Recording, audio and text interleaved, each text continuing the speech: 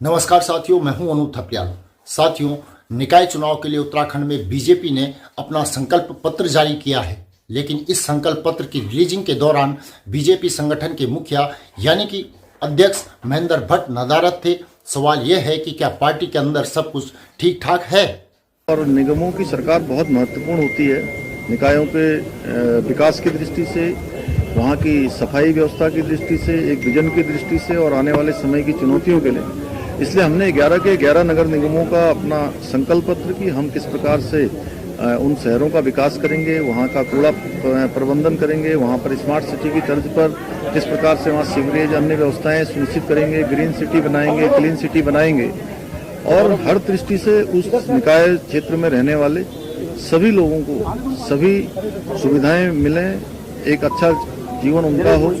यह हमारा संकल्प पत्र इसी दिशा में जो है पूरी तरह से विस्तार से जनता के समक्ष प्रस्तुत है। इसलिए हम निवेदन करते हैं सभी से, जनता से, वो उन्होंने 2 सरकारें हमारी जनता ने बनाई हैं और तीसरी सरकार भी उत्तराखंड की देवतुल्य जनता हमारी बनाए। संकल्प पत्र के जरिए बीजेपी दावा भी कर रही है, वादे भी कर रही है और अपने इरादे भी जता रही है और आगे आने वाले वक्त के लिए जनता को सपने भी दिखा रही है। लेकिन सवाल यह है कि इन सपनों को दिखाने की जरूरत आखिर भाजपा को क्यों महसूस हुई? जब डबल इंजन उत्तराखंड में पहले से ही है तो फिर यहाँ इतनी सारी समस्याएं होना क्या सरकार की नाकामी नहीं है? इस संकल्प पत्र में भारतीय जनता पार्टी ने जिन मुद्दों को सम्मिलित किया है, एक भानुमति का पिटारा बना दिया।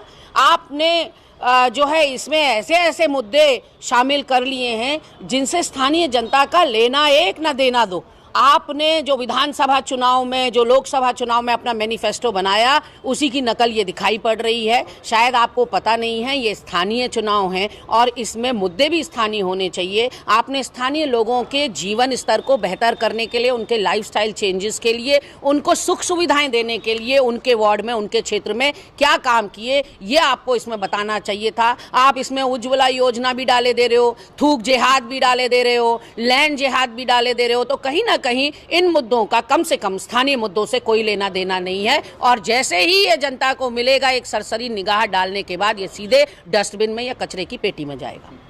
अपने संकल्प पत्र के सहारे भारतीय जनता पार्टी अपना सियासी समीकरण कितना साध पाएगी यह तो आने वाला वक्त ही बताएगा। लेकिन मौजूदा परिस्थितियों में इतना जरूर कहा जा सकता है कि 8 साल से डबल इंजन उत्तराखंड में लगातार काम कर रहा है और उसके बाद भी अगर यहाँ समस्याओं का इतना ढेर है तो भारतीय जनता पार्टी अपनी ही खामियां गिना रही है, अपनी ही कमियों को उजागर भी कर रही है। और यह कमियां कब और कैसे दूर होंगी इसे लेकर हर बार दावे भी जरूर किए जाते हैं, वादे भी हर बार किए जाते हैं, लेकिन वो सिर्फ और सिर्फ हवा ही साबित होते हैं। साथियों, इस रिपोर्ट को लेकर आपकी क्या राय है कमेंट करके जरूर बताएं।